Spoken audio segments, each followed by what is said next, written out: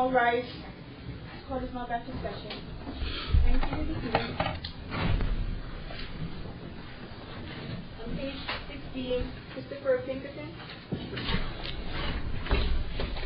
Deputy Prosecutor Mark Guyot for the State, Your Honor. The Public Defender Dena Renti Cruz still on record for Mr. Pinkerton, Your Honor. I believe we also have the motion that Judge Sender granted the ex parte order to shorten time.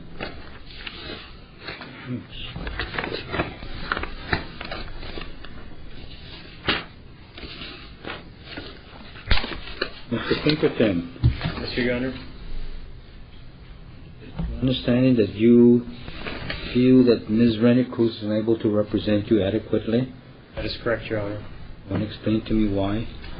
I've given her specific instructions, certain things to subpoena, and she's refused to. I gave her the ultimatum that she either do that or she's fired. She immediately hung up the phone with me and contacted via email the prosecutors and the judges and indicated that I had fired her. Since she chose to the ultimatum, whether she subpoena the files that I wanted filed or she's fired, she's fired. She didn't subpoena the files that I needed to have at my trial by judge, so she's not capable of representing me. And to blatantly argue with me and telling me that it's of no cause, it's useless, it's futile, that's not what an attorney is supposed to tell her defendant or her client. She's supposed to represent me with integrity, and she's displayed a lack of integrity. And we have not met one time regarding this case since the last court date. No, you had a prior attorney, did you not? Yes, sir, Your Honor. That was Mr. Harrison? Yes, sir, Your Honor. What happened in that case? Why did you dismiss him? Did he withdraw? He withdrew. And the basis for that is? Because eventually there would be conflict of interest disclosed that he was also representing Sergeant Erbil Kapua of the Kauai Police Department, as well as representing me at the same time, concurrently. And Sergeant Kapua, where does the conflict come in? He's a police sergeant on the police department of the Kauai Police Department. I had contacted, made numerous amounts of attempts at contacting Mr. Harrison in the past, prior to having Ms. Renti Cruz as my counsel, state appointed, court appointed. Once again, directions given to Mr. Harrison, things to subpoena, processes to do, and he failed to do it. So that now that leaves two attorneys that are refusing to take my direction and subpoena items that need to be present at a trial. Mr. Pinkerton, let me ask you this. Do you have any legal training at all? No, sir, Your Honor. Okay, I just want to make...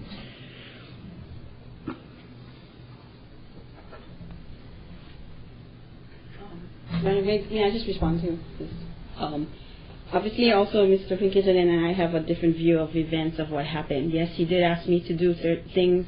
I questioned the why we needed it. I did not refuse to do it. I was just discussing the options of whether or not why we needed it.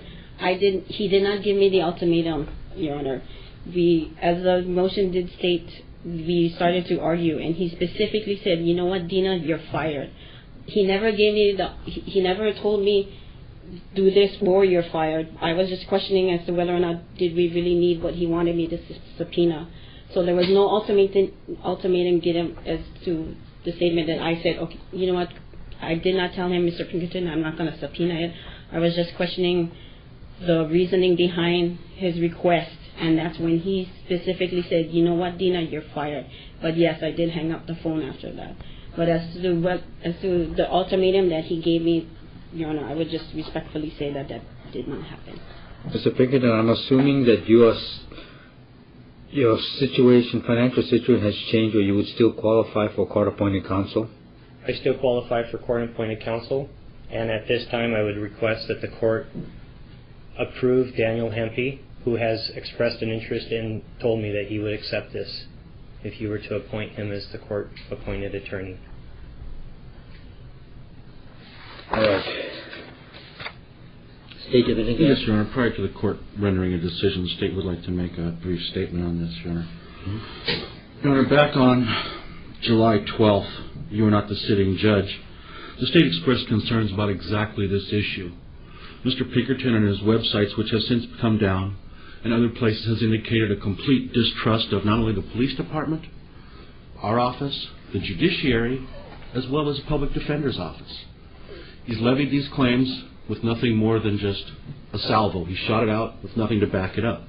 This was specifically asked of him back on July 12th when the state was ready for trial. He waived counsel and then decides that he wants an attorney afterwards. He's gone through this, the whole process and this whole thing, Your Honor. He's going to represent himself. He gets Mr. Harrison. He's going to represent himself. Mr. Harrison leaves. He's going to represent himself again. Now he gets Ms. Renti Cruz for public defender's office. Now he's asking for the court to specifically give him an attorney of his choice. And I suspect that we may see this again. And we've put him on the record last time. He understood. And he comes again asking for a new attorney. Mr. Pinkerton has indicated he has no legal training. 2 attorneys now, according to his own words, have not followed his direction. I'm not sure that the problem is with the attorneys, Judge. With that being said, the state has really no grounds to oppose the withdrawal of counsel. But we would like this case set very quickly, as this has been going on for a very long time, and these delays have been because of Mr. Pinkerton's, for lack of a better word, playing with the system. In response to that, Your Honor, I asked my attorneys to question the validity of this arrest, of these charges, of which I've made audio files available to anybody who has reviewed the website. The audio files are obtained of the officer who claims I was terroristic threatening him and intimidating him as a witness. And you see, Your Honor, I feel the reason I have for a big distrust for the state is the fact that I was arrested on 2 felonies. The bond had never been adjusted accordingly, and Your Honor, I want a jury trial for that, and they refused me the right to a jury trial. So, Your Honor, I know that the reason the state wants to expedite this and get me convicted by a judge, not a jury, is so that it plays into their trial that I have for an upcoming event where they can present to the jury that I do have a conviction for harassing an officer. Your Honor, they gave me a plea offer one time, and I stand ready to sign it. The website came down. I won't publish any more publishings. I'll suppress evidence. I'll suppress my constitutional rights. Let bygones be bygones. I'll file bankruptcy. Nobody pays for my medical expenses. You see, Your Honor, the fact that evidence exists that negates my guilt. Mr. Pinkerton. Yes, Your Honor. This is not a hearing on your innocence or guilt of the underlying charge. This is a hearing on whether or not Ms. Renti Cruz should be permitted to withdraw as your counsel and another counsel appointed. That's the only thing I'm concerned about at this point in time. You will have your day in court, at which time you will be able to mount a defense against the charges. I don't know what the facts are, and I'm not going to listen to any arguments this morning as to the facts, because it's not a trial at the moment. Here's what I'm going to do. First of all, I would note on the record that I am concerned about the past history of this case with respect to counsel and non-counsel. In and out, okay? I'm going to represent myself. I'm going to hire private counsel. I'm going to represent myself. I'm going to get public defenders. I don't want the public defender. I can't get along with the public defender. Nonetheless, every defendant has a right to be represented by counsel, and depending on the charges, if the person charged cannot afford an attorney, the court will appoint one for him. Every defendant is entitled to effective counsel. This is not to say that Mr. Harrison nor Ms. Renti Cruz are ineffective. I think it is a difference of opinion, your opinion as far as how the case should be prepared and carried versus their opinion as officers of the court. However, I don't want to deny you or give you any basis for saying that you denied your right to effective counsel.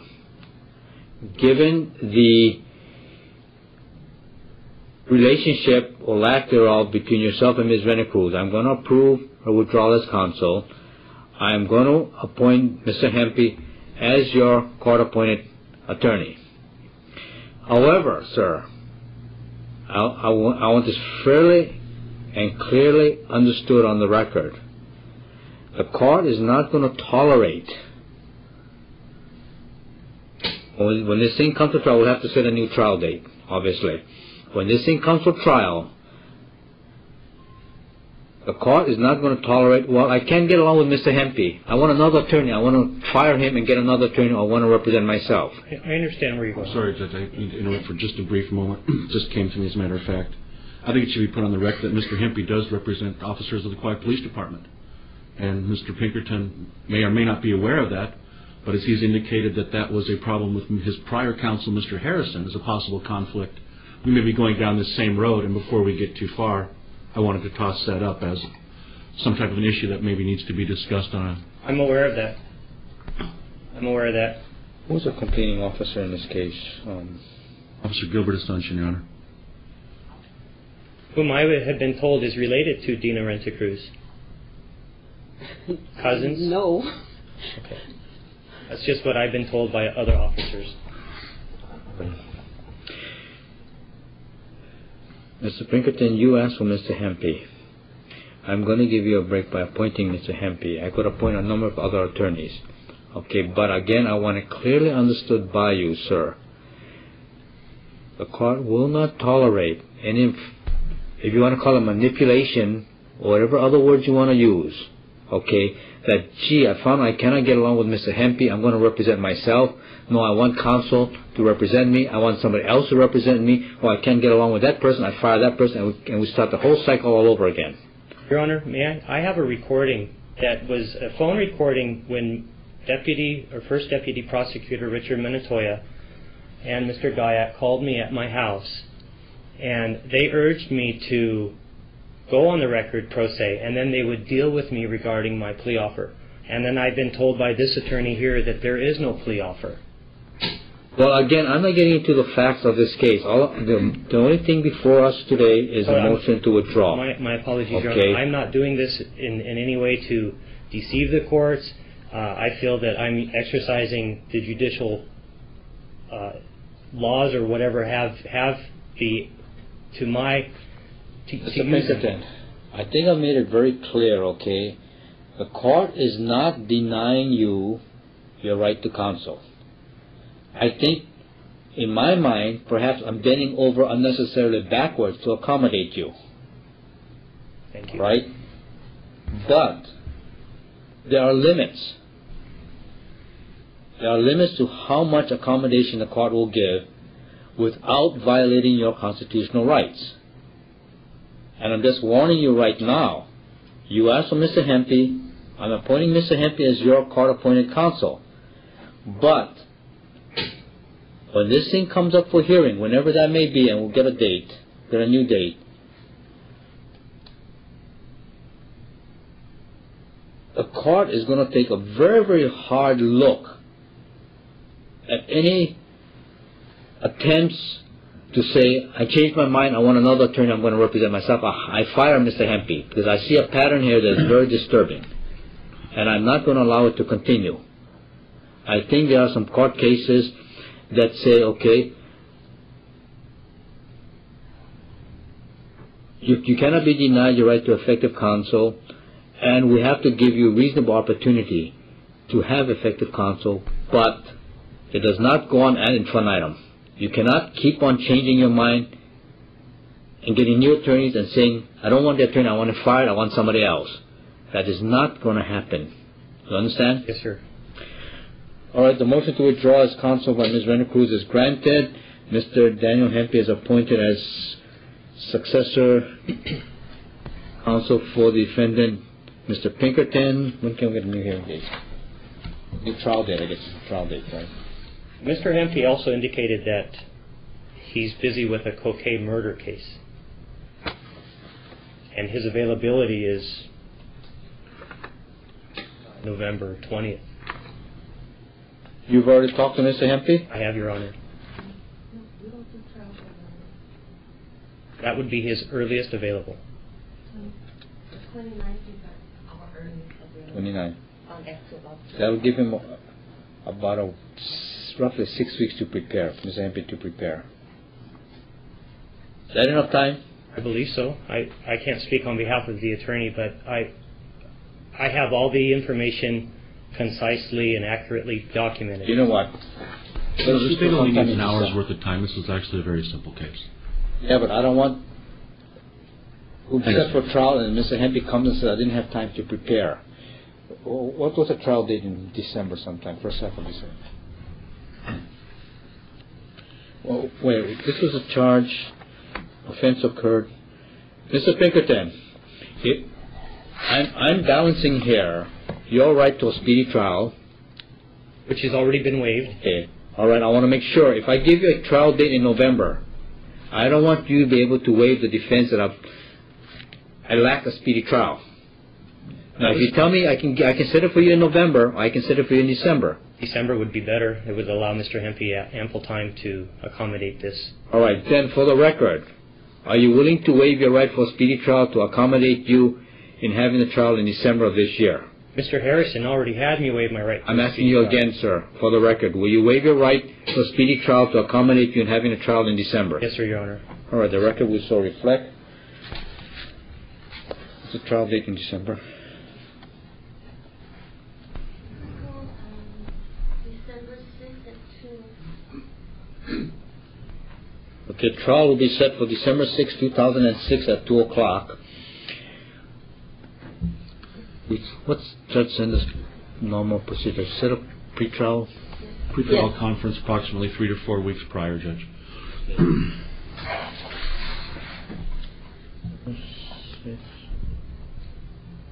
I'm around the 12th or 13th of November, perhaps. Monday, whatever that was. Okay, pre-trial conference on November 13, 2006 at 8 o'clock, I believe, right? Pre-trial. I'm not sure if you want to make it maybe the 20th if Mr. Hempey is going to do that cocaine thing. Okay, I don't know anything about the cocaine thing, so I don't know how long that takes. Yeah, so if Mr. Pinkerton said the 20th. Okay, let's say pre-trial conference at 8 o'clock on November 20th. Well, that's the day of his trial, Your Honor. No, that's a pre-trial conference between the attorneys to determine what are the remaining issues, what can be resolved, what cannot be resolved in preparation for trial. The trial is going to happen, what do we say, December 6th at 2 o'clock. And then pre-trial November 20th at 8 a.m. That's correct. Thank you, Your Honor. Mr. Pinkerton, you will let Mr. Hempey know. I'm sure the clerk will also advise him, but just, all right? Anything else?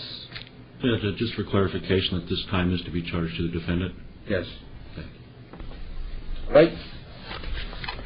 I didn't understand that last sentence. With regards to Rule 48, there's applicable time that regarding the speedy trial. Speedy trial and Rule 48 are two separate issues. All we ask that since you're requesting for the continuance at this time be charged to you and not the state. Well, I also have the waiver on record Of the Rule 48 trial. Thank you, Your Honor. Oh, no. Oh, yeah, actually, Judge Senda was going to rule on 2 of those items that she was doing research on. Whether There were already hearings on that motion? there was several motions, September 18, I believe. Several motions that Judge Senda had listened to, and she denied most of them except two that she was going to take under consideration and research.